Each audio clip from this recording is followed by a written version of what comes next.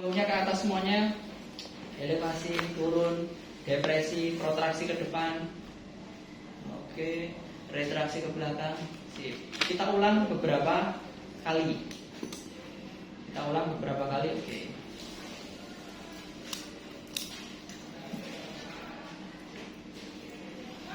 Yang selanjutnya, latihan yang selanjutnya adalah aktif ROM bertahap.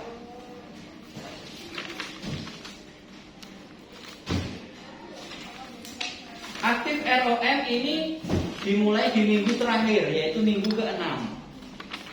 Hanya di minggu ke-6-nya saja. Minggu pertama, kedua, ketiga, keempat, kelima, tidak usah dulu. Asisted dulu.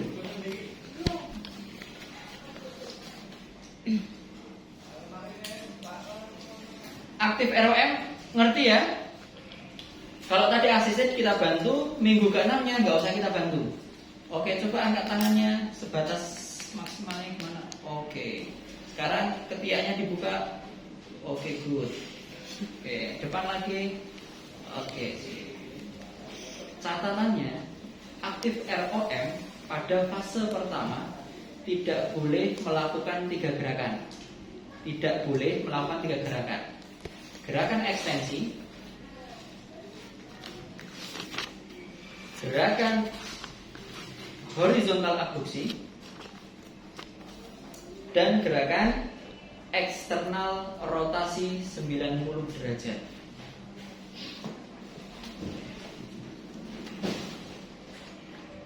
Ada 3 gerakan itu tidak boleh dilakukan di fase pertama. Jadi pasien tidak boleh kita gerakan ke arah ekstensi.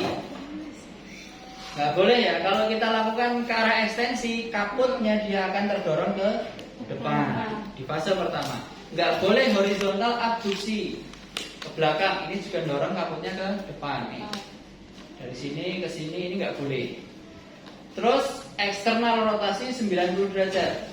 Eksternal rotasi juga tidak boleh. Eksternal rotasi juga tidak boleh.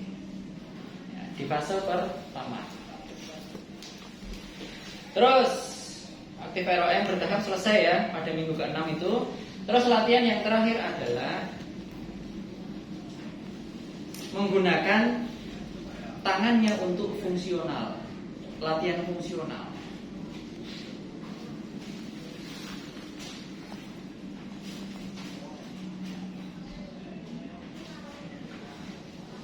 Latihan fungsional bisa dimulai dari minggu kedua juga sampai minggu terakhir, sampai minggu ke-6.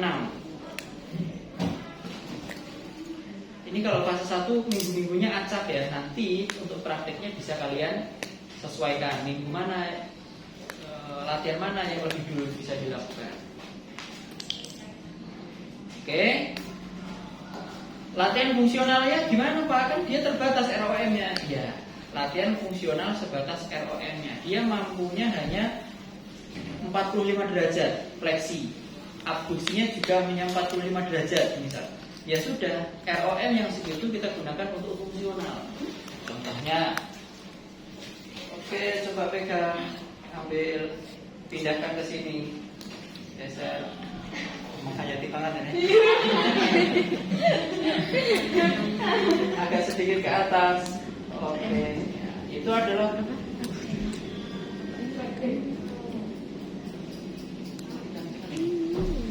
adalah fungsional yang bisa dilakukan sebatas mampunya pasien dari minggu kedua sampai minggu ke. Nah, poin D selesai. Terus kita lanjut poin E, poin terakhir fase 1. Poin E bertujuan untuk mengurangi atau mencegah efek imobilisasi dan atrofi otot. Untuk mencegah atau mengurangi efek imobilisasi dan atrofi otot.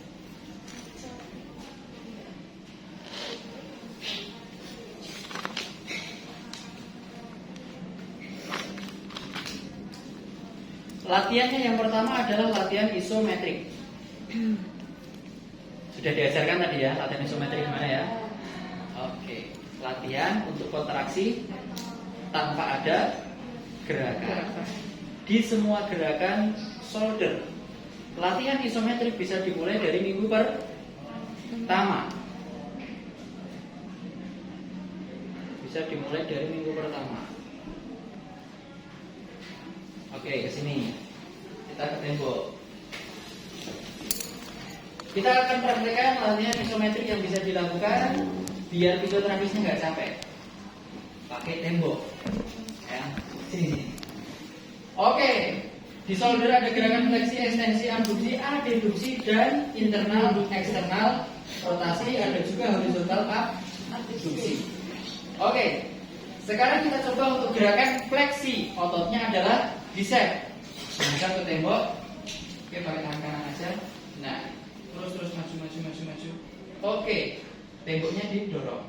Oke, badannya dia, tangannya yang gerak.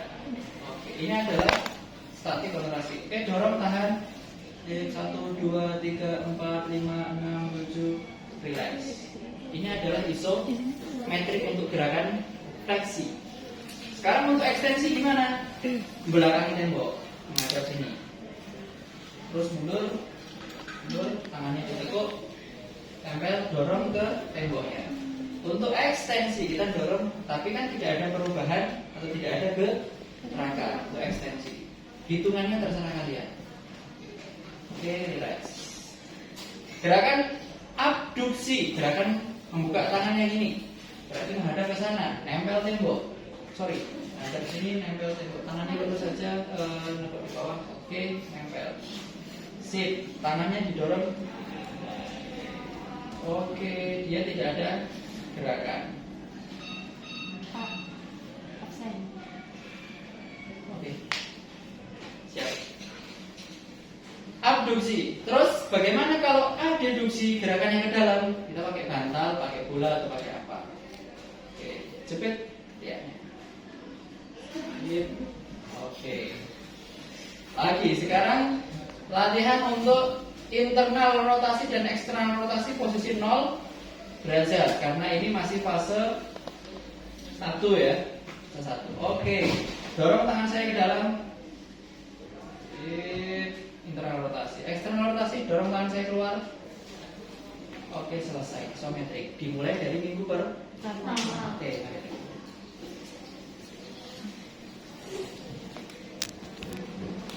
Selanjutnya adalah yang bisa kita lakukan di poin E, latihan resisted. Aktif resisted. Aktif resisted bisa dimulai di minggu keempat sampai ke-6.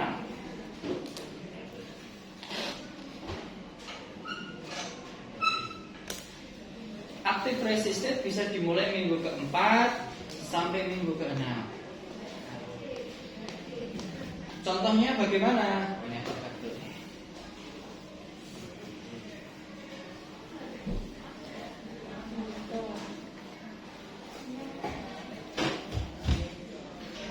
Aktif resisted berarti harus ada pembebanan ya, resisted. Tapi catatannya jangan langsung ke beban yang terlalu berat. Beban yang ringan-ringan dulu aja. Oke, bisa dipegang. Oke, gerakan tangannya ke atas. Oke, stop, turun lagi. Balik lagi ke atas, turun lagi. Di semua gerakan selain gerakan kontra indikasi. Selain 3 gerakan tadi, ekstensi, eksternal rotasi 90 derajat, dan horizontal abduksi. Fase 1 selesai. Nah, ya, latihannya itu ya. Fase 1 breathing exercise, isometrik. Mau pakai modalitas juga boleh. Kemudian latihan elevasi, depresi, retraksi, protraksi. Latihan aktif assisted, latihan aktif resisted, aktif biasa. Selesai. Fase 1 selama 6 minggu.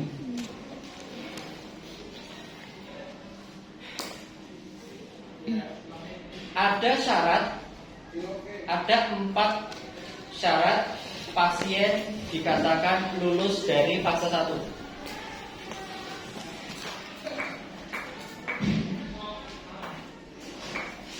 4 syarat itu apa? Yang pertama, pasien lulus dari fase 1 kalau insisinya sudah sembuh.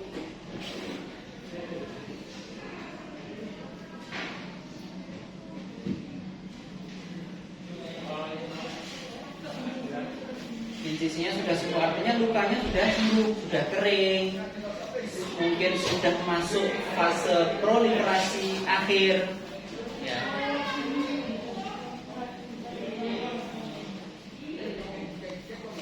Syarat yang kedua adalah peningkatan ROM. Dari tadi fase pertama itu kan ada latihan ROM. Harusnya selesai fase 1 atau selesai minggu ke-6 ROM-nya sudah bertambah. Walaupun belum full ya, tapi sudah bertambah.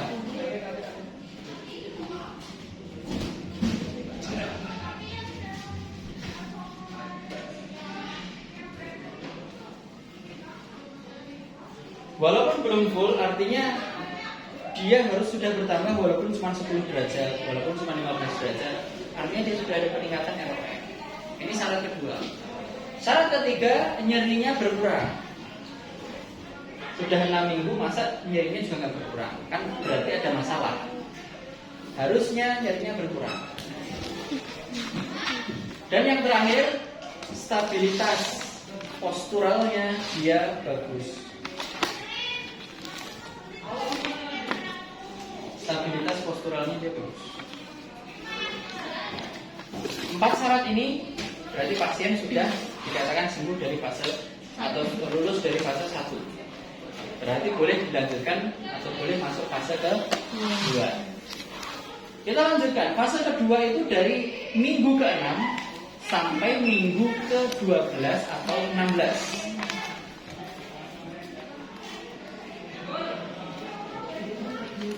Fase kedua dari minggu ke-6 sampai minggu ke-12 atau ke-16.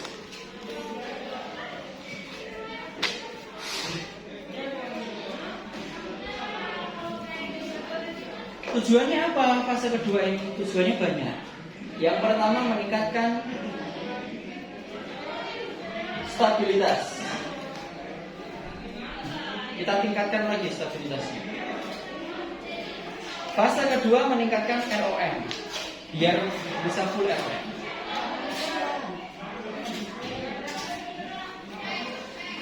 Tujuan yang selanjutnya adalah kontrol neuromuskular.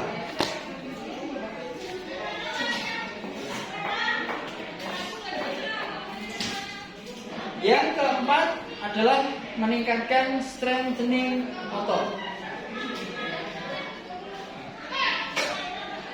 Yang kelima, meningkatkan daya tahan otot. Dan yang terakhir, tujuan fase kedua yang terakhir adalah mengajarkan activity daily living. Mengajarkan activity daily living atau ADL.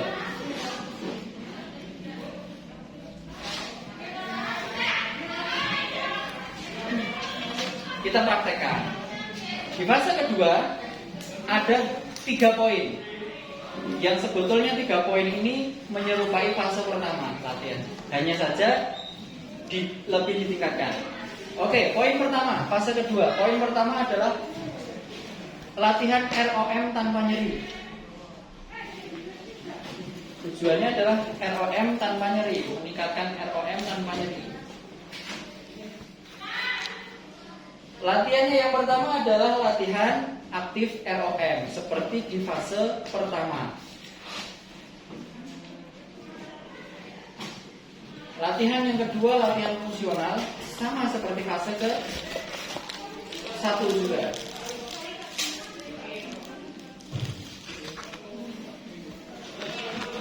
Latihan yang ketiga adalah latihan stretching. Bedanya latihan ketiga aja, latihan stretching. Ada tambahannya stretching. Stretching bisa di semua gerakan. Fase 2 teman-teman. fase 2 sudah boleh melakukan semua gerakan. Eksternal rotasi sudah boleh, horizontal abduksi juga sudah boleh, ekstensi juga sudah boleh di fase kedua. Maka untuk stretching bisa dilakukan di semua gerakan. Fleksi misal. Oke, dia sudah mentok seperti ini, kita tambah stretch. Ekstensi juga misal. Belum bisa full RPM, kita stretch sedikit. Adeduksi misal. Tambah kita stretch sedikit. Kemudian untuk stretching yang paling penting itu adalah gerakan horizontal abduksi. Dorong ke belakang atau mau kedua tangannya juga boleh. Dorong ke belakang. Ini kurang lurus, sip, dorong belakang. Dorong lagi belakang. Agar semua otot-ototnya tertarik. Stretch. Stretching untuk mengurangi kontraktur. Kemudian itu adalah 3 terapi untuk poin pertama, yaitu aktif ROM tanpa nyeri. Poin kedua,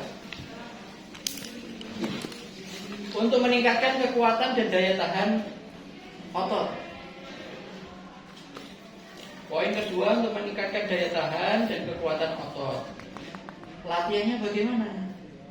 Latihannya yang pertama adalah latihan isometrik lagi, sama seperti tadi, di depan tembok. Semua gerakan dilakukan.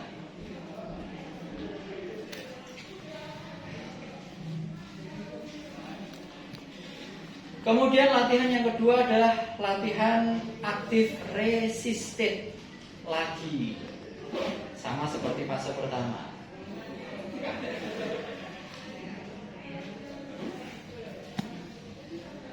Kemudian yang ketiga adalah latihan menumpu.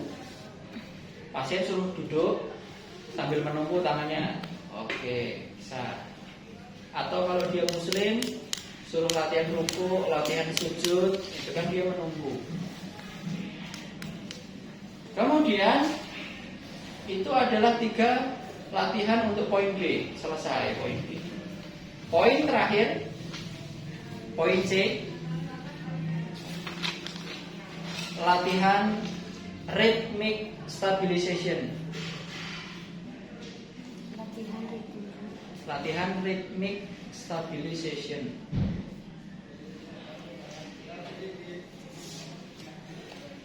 Latihan rhythmic stabilization itu latihan-latihan PNF ya. Nanti kalian akan dapat di semester 7. Prinsipnya latihan rhythmic stabilization itu mirip sekali dengan active assisted. Mirip, hanya pasien suruh bergerak sendiri, kita memberikan arahan, memberikan bantuan. Tapi kalau rhythmic stabilization, karena dia PNF atau tekniknya PNF, dia ada pola-polanya sendiri. Banyak pola-polanya, nanti akan kalian tahu di semester 7. Kita skip aja. Fase 2 selesai. Selama 6 minggu, dari minggu ke-6 sampai 12 atau ke-16. Kita lanjutkan. Fase ketiga.